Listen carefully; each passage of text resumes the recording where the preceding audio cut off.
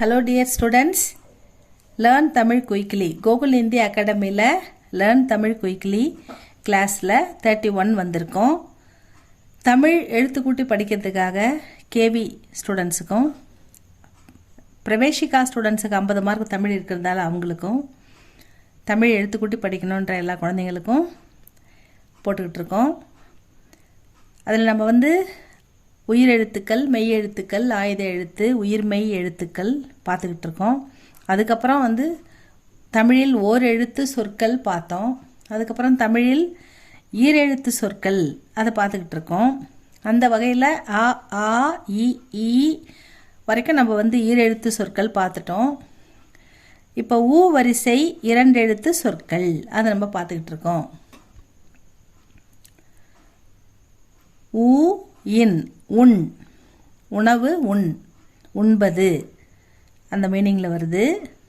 ஆ row இக் கி ய மா ந ஆரோக்கியமான, உ ந வை உணவை, உண் ஊ இன் உண் உண்பது உண்ணுதல், உணவு உண்பது.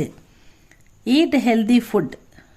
நெக்ஸ்ட் ஒன் பிளாஃபிங், உழுதல், நிலத்தை உழுதல், உழவர் நிலத்தை உழுதல். உழு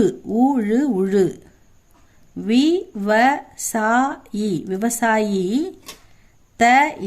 தன், நிலத்தை, நிலத்தை. உழுதார், விவசாயி தன் நிலத்தை உழுதார். The farmer ploughed the land.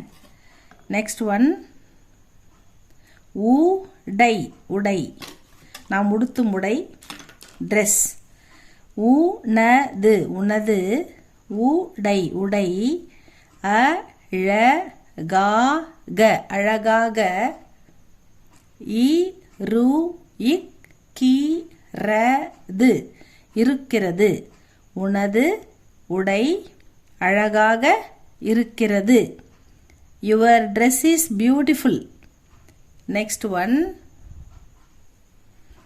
இந்த இடத்துல உடை உடைத்தல், ஏதாவது ஒரு பொருளை போட்டு உடைக்கிறது, ஒரு பாட்டிலையோ இல்லை ஏதாவது ஒன்று போட்டு உடைக்கிறது உடைன்ற மீனிங்கில் வருது. உடைன்றதுக்கு உனது, உடையின் உடுத்தும் ஆடை. அடுத்தது உடைத்தல். இட்டை, முட்டை. உடை இந்து, உடைந்து. இட்டது, விட்டது, உடைந்து விட்டது. முட்டை உடைந்து விட்டது. The egg is broken. ஒரு பெரிய வார்த்தை இருந்தால் நம்ம நமக்கு ஈஸியாக இருக்கிறதுக்காக 2ஆக பிரித்து எழுத்து கூட்டிட்டு அப்புறம் படிக்கலாம். பெரிய வார்த்தையாக இருந்தால் கூட பாதி பாதியாக படிச்சிங்கன்னா உங்களால் ஈஸியாக படிக்க முடியும் ஸ்டூடெண்ட்ஸ். Next one உதை. ஆசிரியர் அவனை உதைத்தார், அடித்தல். அந்த கழுதை உதைக்கும் அந்த மீனிங்கில் வருது. உதை. ராமு, ராமு. ராஜாவை, ராஜாவை. உதைத்தான், உதைத்தான். ராமு கிக்டு த ராஜா, ராமு ராஜாவை உதைத்தான். அடுத்தது உழை, உழை. உழைப்பின் சிறப்பை நம்ம சொல்லி மாளாது. உழைப்புக்கு அவ்வளோ சிறப்பு இருக்குது. உழைக்கிறது வாழ்க்கையில் ரொம்ப முக்கியமானது. உழைப்பை மறந்தவர்கள் வாழ்வில் உயர்வது கஷ்டம்னு நமக்கு தெரியும். உழைப்பு, உழைத்தல், ஹார்ட் ஒர்க். நம்ம எவ்வளோ ஹார்ட் ஒர்க் பண்ணுறோமோ அந்தளவுக்கு நமக்கு பெனிஃபிட் கிடைக்கும். நம்ம எவ்வளோ நிறைய நேரம் உட்காந்து நல்லா படிக்கிறோமோ அவ்வளோ மார்க் கிடைக்கும். அந்த ஹார்ட் ஒர்க் தான் காரணம் அதுக்கு. அதுவும் ஒரு உழைத்தல் தான். The hard worker is high in life. யார் ஒருத்தவங்க கடுமையாக உழைக்கிறாங்களோ அவங்க வாழ்க்கையில் கண்டிப்பாக முன்னேறுவாங்க.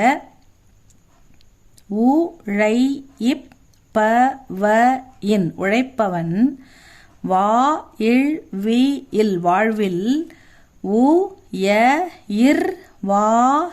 உயர்வான், உழைப்பவன் வாழ்வில் உயர்வான். அப்போ சோம்பேறிக்கிறவன் என்ன பண்ணுவான்? தாழ்ந்து போவான். சோம்பேறித்தனம் இருக்கவே கூடாது இல்லையா? அடுத்தது உளி. உளி. சிசல். இது a chisel will break even hardest material. எவ்வளோ பெரிய ஹார்டான மெட்டீரியலாக இருந்தாலும் உளியை வச்சு உடைச்சிருவாங்க. பாறையை கூட உளியை வச்சு உடைப்பாங்க, நம்ம பார்த்துருக்கோம். உளி ஒரு இலகு இயந்திரம், அது ஹெல்பிங் டூல். நம்ம பெரிய பெரிய வேலை செய்யும்போது அது நமக்கு உதவியாக இருக்கும். கடுமையான கடுமையான கடுமையான பொருளையும் பொருளையும் ஊழி உளி உடைக்கும் உடைக்கும். உளியை வச்சு உளிக்கு இன்னொரு ஹெல்பிங் டூல் இருக்குது. சுற்றி உளியை வச்சுட்டு சுற்றியால் அடிப்பாங்க, அது மரம் ரெண்டாக பொழந்துக்கும். அதுக்கு தான் இது நமக்கு வந்து ஒரு ஹெல்பிங் டூல் இது உளி. அடுத்தது இரண்டு எழுத்து சொற்கள். அடுத்தது வேறு என்ன இருக்குதுன்னு பார்த்தா நிறையா இருக்குது, நான் கொஞ்சம் தான் போட்டிருக்கேன் உங்களுக்கு. உமி அரிசியை நெல்லை வந்து ரைஸ் மில்லில் போட்டு அரிசி தனியாக தவிடு தனியாக எடுப்பாங்க. நெற்பயிர் நமக்கு அரிசியாக வரணும்னா நம்ம மில்லில் நைட்டு ஊற போட்டு காலைல அதை லைட்டாக காய வச்சு அரைப்பாங்க. அப்படியே ஊற போடாமல் அவிக்காமல் அரைச்சா அது பச்சை அரிசி, அவிச்சு அரைச்சா அது வந்து புழுங்கல் அரிசி. அப்போ வந்து அந்த அரிசியும் உமியும் தவிடும் ஒன்றா வரும். அதை ரெண்டாக பிரித்து அழகாக எடுத்து கொடுப்பாங்க. அரிசி தனியாக தவிட்டு மூட்டை தனியாக கொடுப்பாங்க. அந்த அந்த அரிசியில் கிடைக்கிறது தான் உனி. இது வந்து நாய் உடம்புலாம் நம்ம பார்த்துருப்போம், ஒட்டின்னு இருக்கும், கண்ணெலாம் ஒட்டின்னு இருக்கும், நம்ம கூட எடுத்து போட்டிருப்போம், அதுக்கு ஹெல்ப் பண்ணியிருப்போம். ஏன்னா தெருவில் இருக்கிற நாயெல்லாம் யாரும் பராமரிக்க மாட்டாங்க, அதெல்லாம் உனி வந்தால் கஷ்டப்படும். அந்த ஒட்டுண்ணி அந்த உடம்புல ஒட்டின்னு இருக்குது பாருங்களா, அதான் உனி. அடுத்தது உரி வந்து உரி அடித்தல் அப்படின்னு சொல்லுவாங்க.